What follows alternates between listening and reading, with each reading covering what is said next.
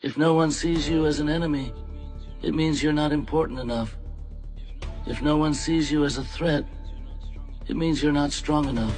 If no one talks behind your back, it means you're not outstanding enough.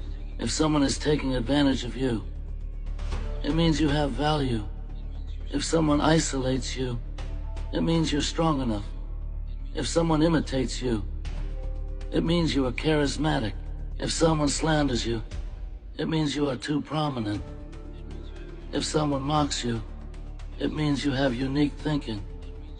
If someone confronts you, it means you are superior to them. If no one sees you as an enemy, it means you're not important enough. If no one sees you as a threat, it means you're not strong enough. If no one talks behind your back, it means you're not outstanding enough. If someone is taking advantage of you, it means you have value.